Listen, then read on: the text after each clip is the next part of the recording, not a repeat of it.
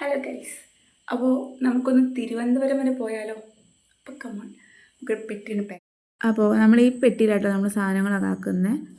അപ്പോൾ നമുക്ക് ഇതിലേക്ക് പാക്ക് ചെയ്ത് വെക്കാം. ഇത്രയും വലിയ പെട്ടി ഒറ്റക്കല്ല കേട്ടോ, എൻ്റെ അമ്മേൻ്റെ സാധനങ്ങളുണ്ട്. അപ്പോൾ നമുക്ക് ഓരോ എടുത്ത് വെച്ചാലോ.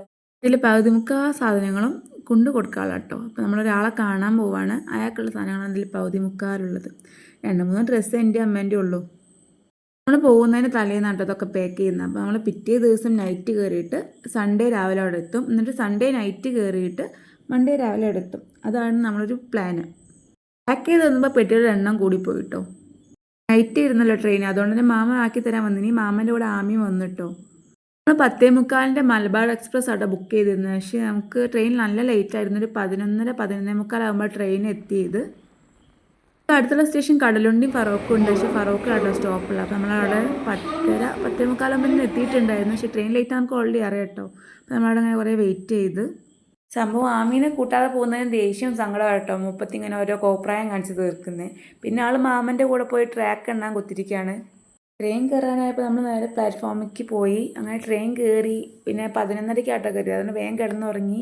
പിന്നെ ഒരു 6:30 എണീറ്റ്. അപ്പോഴേക്കും ഒരു ആൾക്കാരൊക്കെ ഇറങ്ങിയിട്ടുണ്ടെങ്കിൽ ഞാൻ അമ്മയും മാത്രമായി.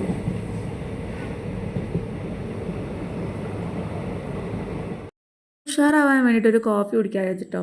സംഭവം ചൂടുണ്ടാവിച്ചിട്ടാണ് മേടിച്ച്. അത്ര ചൂടൊന്നും ഇല്ലായിരുന്നു. ആ ഉഷാറുള്ളത് കണ്ടുപോയല്ലോ അവർ.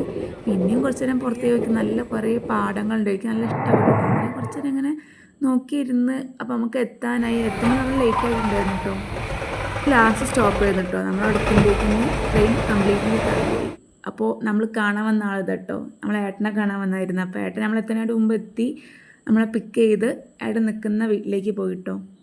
ഒരു റിലേറ്റീവിൻ്റെ വീട്ടിലാട്ടോ ഏട്ടൻ നിൽക്കുന്നത്. അപ്പോൾ അവിടെ എത്തി ഒന്ന് ഫ്രഷായി ഡ്രസ്സ് ധരിക്കാൻ മുകളിൽ പോയതാട്ടോ ഞാൻ. അപ്പോൾ എനിക്ക് ശരിക്കും ഒരു ഹോസ്റ്റലിൻ്റെ ഫീൽ. കാരണം അവിടെ എല്ലാ വീട്ടിലും ഏകദേശം ഒരേ ഒരു സെയിം ഡിസൈൻ പോലെയാട്ടോ. ഞാനും ഏട്ടൻ്റെ ഒരു ബെസ്റ്റ് ഫ്രണ്ടും പ്ലാൻ ചെയ്ത് ഏട്ടൻ്റെ ഗിഫ്റ്റൊക്കെ കൊടുത്ത് അവനെ സർപ്രൈസ് ആക്കി. പിന്നെ നമ്മൾ ഉച്ചയ്ക്ക് ഫുഡ് കഴിക്കാൻ പോയിട്ടോ.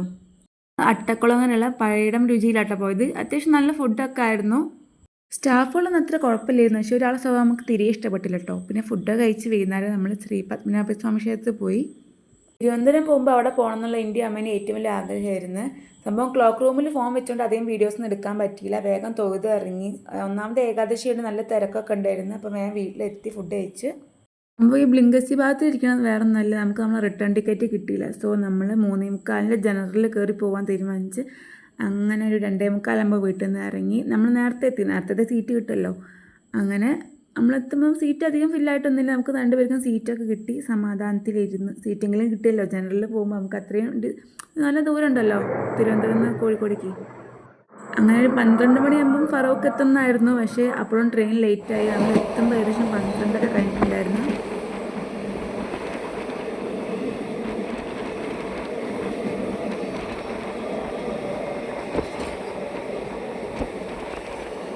തിരിച്ചു വരുമ്പോൾ നമുക്ക് ഏറനാട് എക്സ്പ്രസ് ആണ് കിട്ടിയത്. അപ്പോൾ അത് ആലപ്പുഴ പട്ടാമ്പി ഷൊർണൂർ വഴിക്കായിരുന്നു. അപ്പോൾ കുറേ പിന്നെയും പട്ടാമ്പി എത്തിയപ്പോൾ കുറേ പാടും വയലും അങ്ങനെ കുറേ ഉണ്ടായിരുന്നു. അങ്ങനെ 12:30 നമ്മൾ ഫറോക്ക് എത്തി. അങ്ങനെ എനിക്ക് ഡ്യൂട്ടി കയറാണ്ടിരുന്നു. അപ്പോൾ നേരെ അവിടേക്ക് പോയി.